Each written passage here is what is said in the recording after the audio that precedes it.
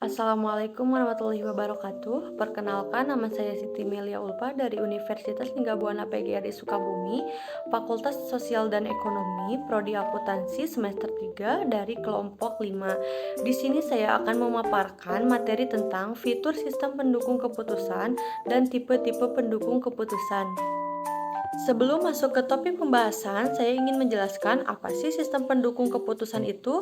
Jadi, sistem pendukung keputusan atau Decision Support System merupakan bagian dari sistem informasi yang berbasis komputer, termasuk berbasis pengetahuan juga, yang dipakai untuk mendukung pengambilan keputusan dalam suatu organisasi atau perusahaan. Sistem pendukung keputusan juga bisa dibilang sebagai sistem komputer yang mengelola data menjadi informasi dalam mengambil keputusan atas masalah semi terstruktur yang spesifik. Adapun definisi lain sistem pendukung keputusan diantaranya yaitu sistem pendukung keputusan menurut Little yaitu sebuah himpunan atau kumpulan prosedur berbasis model untuk memproses data dan pertimbangan untuk membantu manajemen dan pembuatan keputusannya.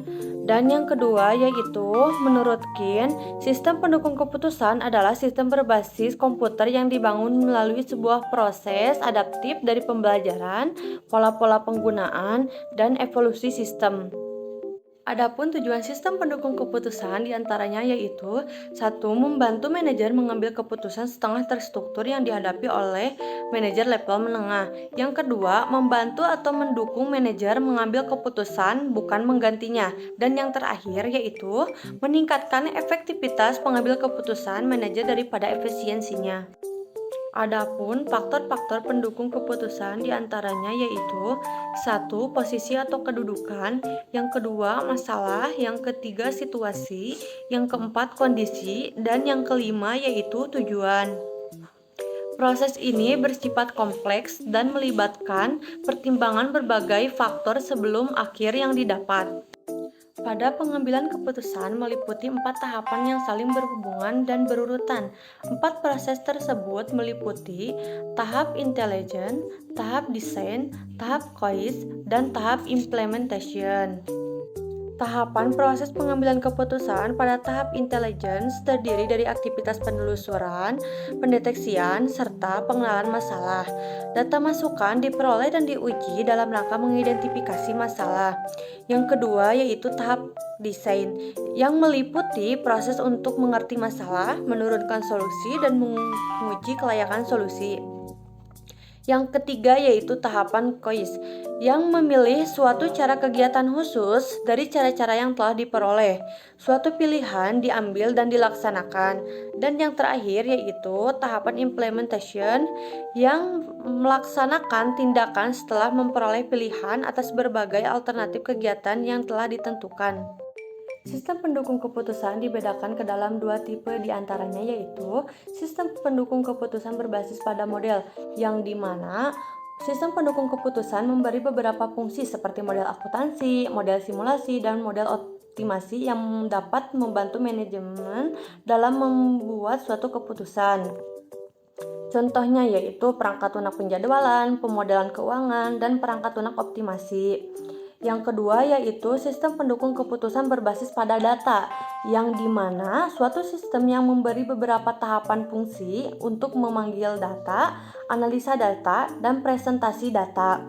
Contohnya yaitu sistem informasi geografis, sistem laci file, sistem informasi eksekutif, dan database berbasis komputer dengan sistem query.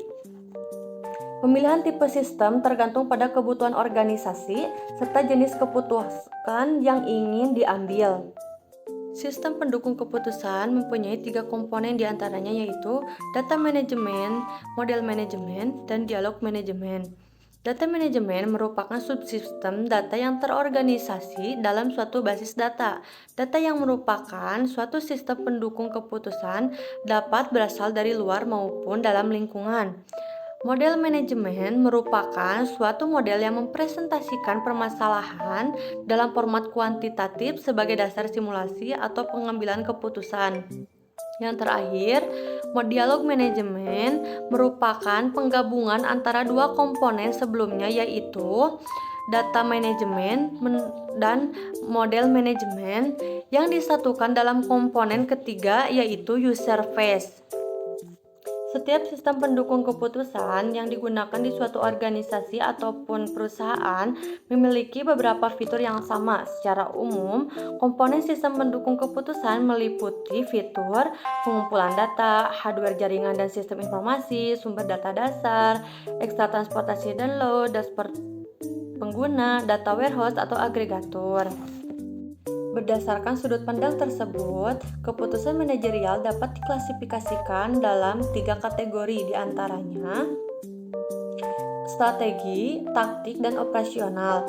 Keputusan tersebut menjadi keputusan terprogram, setengah terprogram, dan tidak terprogram yang diuraikan sebagai berikut. Pengambilan keputusan terprogram yaitu bersifat rutinitas, berulang-ulang, dan cara penanggulanginya telah ditentukan untuk menyelesaikannya dengan prosedur, aturan, dan ketentuan. Yang kedua, keputusan setengah terprogram yaitu keputusan yang sebagian dapat diprogram, sebagian berulang-ulang, dan sebagian tidak terstruktur. Keputusan ini sering bersifat rumit dan membutuhkan perhitungan-perhitungan serta analisis yang terperinci. Yang terakhir yaitu pengambilan keputusan tidak terprogram, yaitu pengambilan keputusan yang tidak rutinitas digunakan untuk menyelesaikan masalah yang tidak terstruktur. Sistem pendukung keputusan dapat memberikan manfaat dan keuntungan. Manfaat yang dapat kita ambil dari sistem pendukung keputusan diantaranya yaitu memperluas kemampuan pengambilan keputusan dalam memproses data atau informasi bagi pemakainya, membantu pengambilan keputusan untuk memecahkan masalah, terutama berbagai masalah yang sangat kompleks dan tidak terstruktur. Yang terakhir yaitu sistem pendukung keputusan menjadi stimulan bagi pengambil keputusan dalam memahami persoalannya, karena mampu menyajikan berbagai alternatif pemecahan. Mungkin hanya itu yang dapat saya sampaikan. Terima kasih. Wassalamualaikum.